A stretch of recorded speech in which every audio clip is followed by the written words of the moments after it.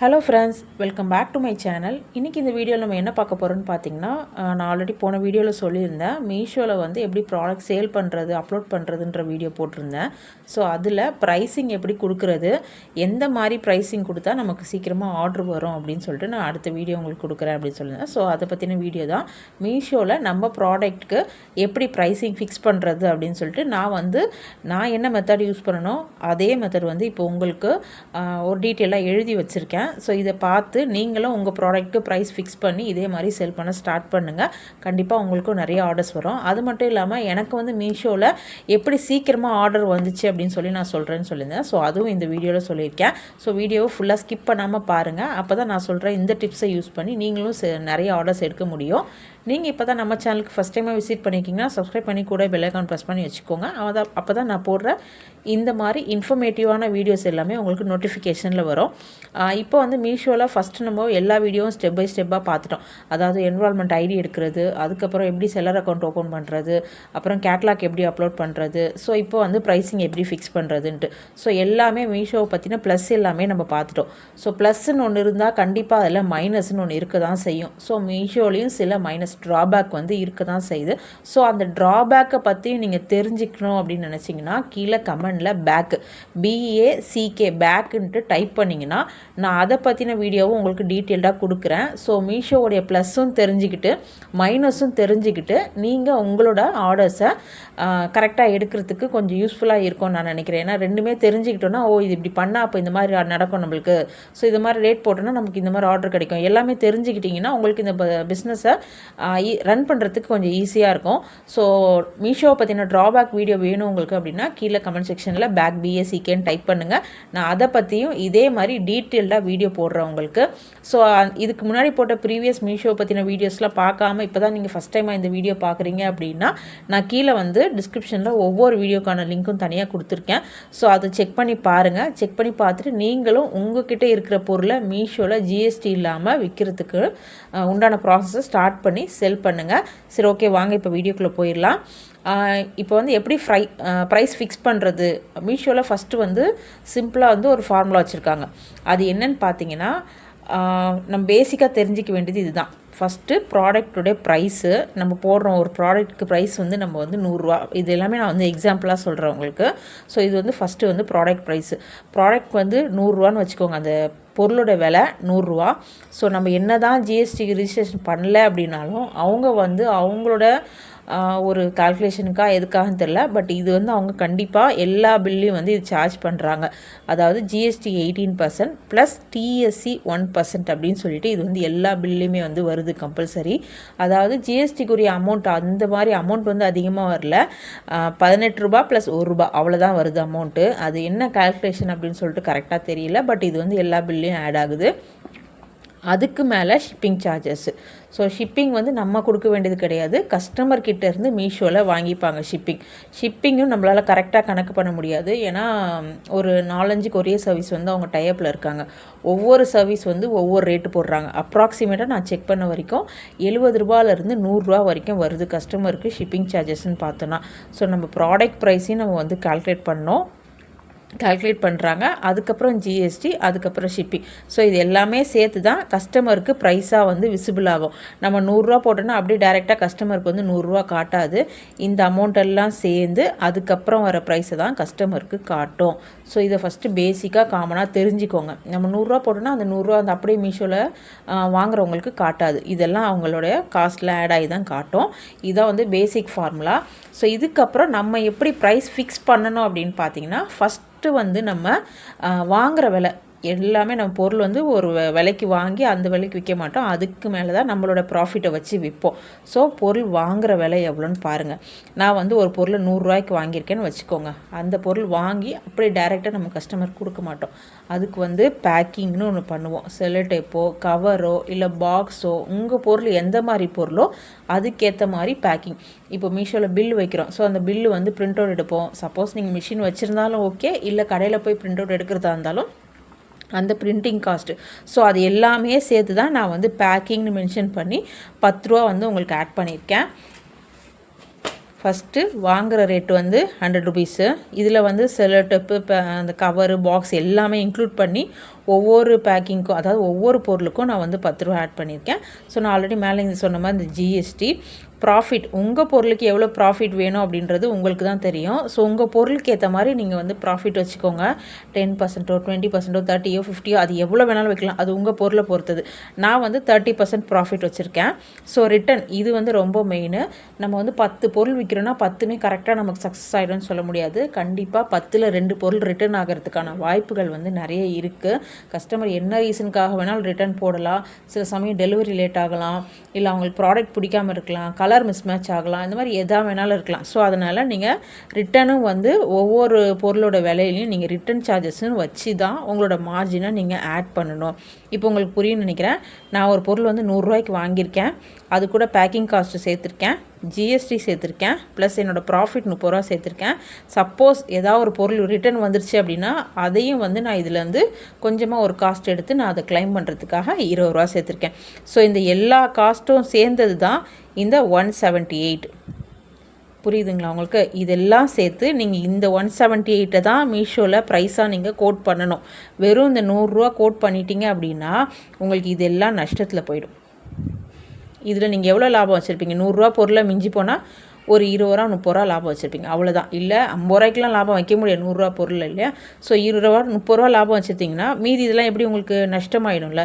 So அதனால் உங்கள் பொருளோட ரேட்டுக்கு மேலே நீங்கள் இது எல்லாத்தையும் ஆட் பண்ணி வர்ற இந்த அமௌண்ட்டை தான் உங்களோட காஸ்ட், அதாவது பொருளோட விலையாக நீங்கள் மீஷோவில் கொடுக்கணும்.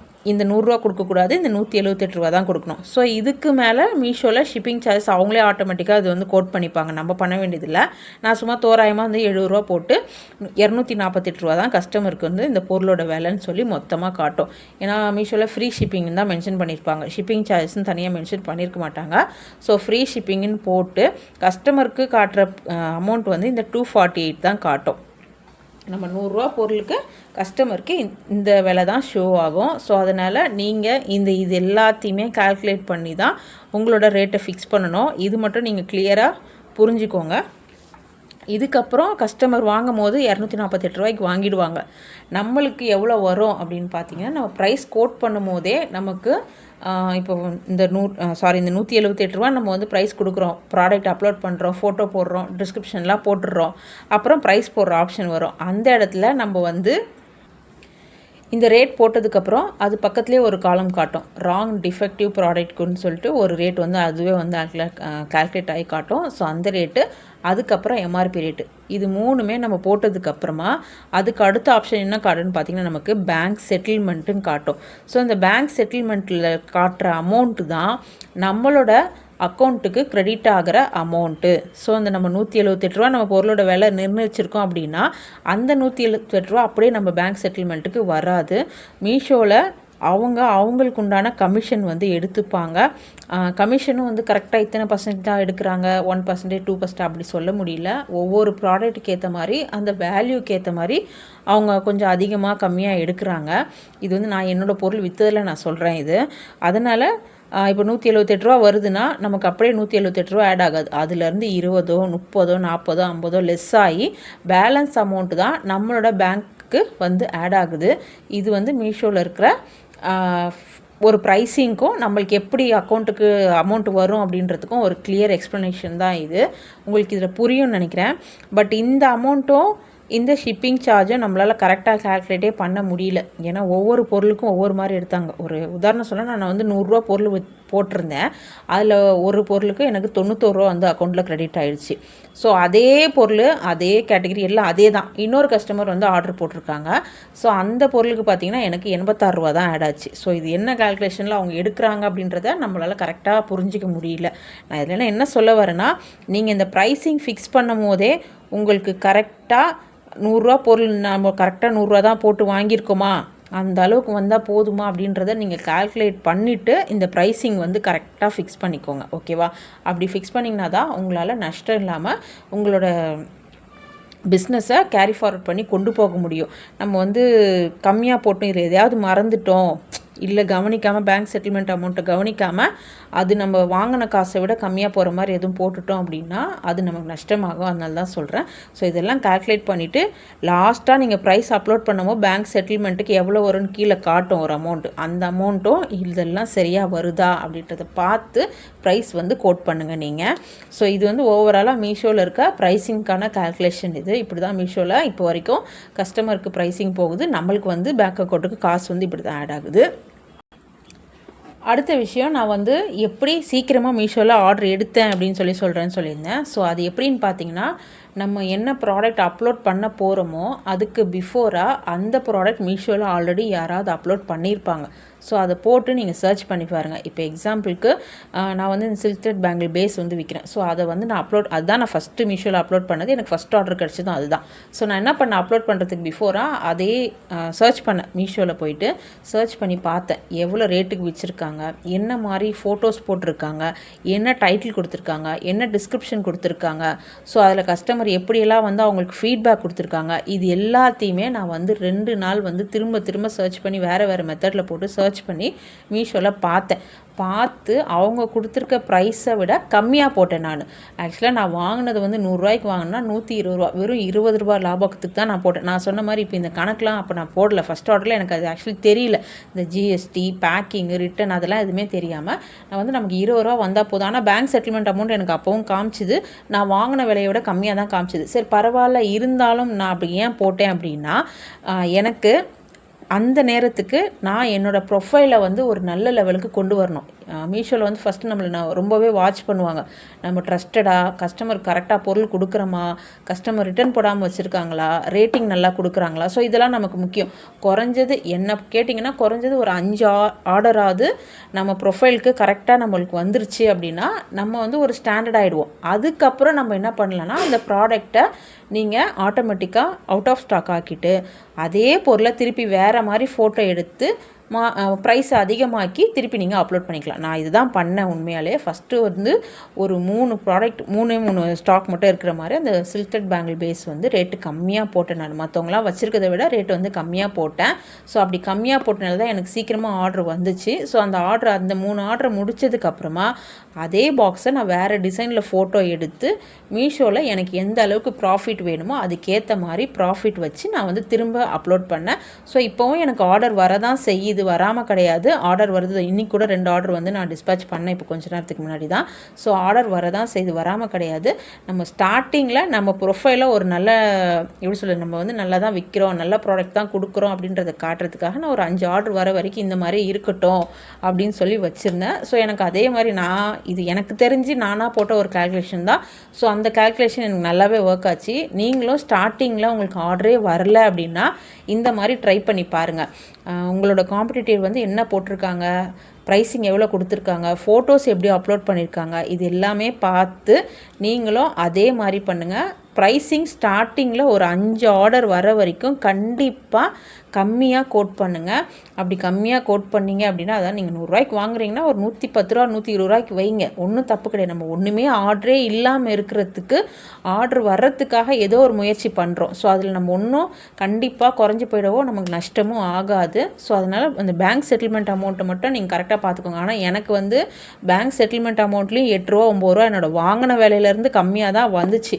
நான் இருந்தாலும் பரவாயில்ல, ஏன்னா நான் வந்து மொத்தமாக பல்காக வந்து வாங்கியிருக்கனால சரி பரவாயில்ல, 8 ரூபா 9 ரூபா தானே, முதல்ல ஒரு 5 ஆர்டர் வர வரைக்கும் நம்ம இப்படியே போட்டு பிடிப்போம் அப்படின்னு சொல்லிட்டு தான் நான் வந்து ஃபஸ்ட் ஆர்டரை பிடிச்சேன். இப்படி தான் உண்மையாக ஓப்பனாக சொல்கிறேன் நான். ஸோ அதனால் நீங்களும் அப்படி இருந்தால் எனக்கு பரவாயில்லன்னு தோணுச்சுன்னா ஸோ நீங்கள் அதை மாதிரி கொடுங்க. அப்படி இல்லை எனக்கு வந்து லாபம் வேணும்னு நினச்சிங்கன்னா உங்கள் காம்படிட்டிவோட நீங்கள் அவங்கள விட ப்ரைஸ் வந்து கொஞ்சம் கம்மியாக குறைச்சி போட பாருங்கள். அப்படி போட்டிங்கன்னா தான் உங்களால் ஃபஸ்ட்டு ஆர்டர் எடுக்க முடியும். ஓரளவுக்கு ஆர்டர்ஸ் வந்து நமக்கு ரிப்பீட்டடாக வர ஆரம்பிச்சிச்சுன்னா மீஷோ என்ன பண்ணுதுன்னா நம்மளோட ப்ரொஃபைலை நிறைய பேருக்கு கொண்டு போய் சஜஸ்ட் பண்ணுது. இதையும் நான் சர்ச் பண்ணி பார்த்தேன். என்னோட இன்னொரு மொபைலில் சர்ச் பண்ணும்போது நான் என்னென்ன ப்ராடக்ட் போட்டுருக்கனோ அதெல்லாம் சர்ச் பண்ணும்போது ஃபஸ்ட்டு எனக்கு வரல. ஆனால் இப்போ பார்த்தீங்கன்னா நான் சர்ச் பண்ணேன்னா என்னோடய ப்ராடக்ட்டும் வந்து அந்த இதில் லிஸ்ட் ஆகுது. ஸோ இப்படி லிஸ்ட் ஆனால் நமக்கு ஆட்டோமேட்டிக்காக அப்போ என்ன ஆகும், ஆர்டர்ஸ் வர ஸ்டார்ட் ஆகிடும். ஸோ அதனால் நீங்கள் ஃபஸ்ட்டு உங்கள் ப்ரொஃபைலை ஒரு நல்ல வேல்யூ கொண்டு வர்றதுக்காக ப்ரைஸிங் வந்து கம்மியாக போடுங்க. ஃபோட்டோ வந்து நல்லா விசிபிளாக கஸ்டமர் பார்த்தோன்னா அப்படியே கிளிக் பண்ணுற மாதிரி இருக்க மாதிரி ஃபோட்டோஸ் எடுத்து போடுங்க.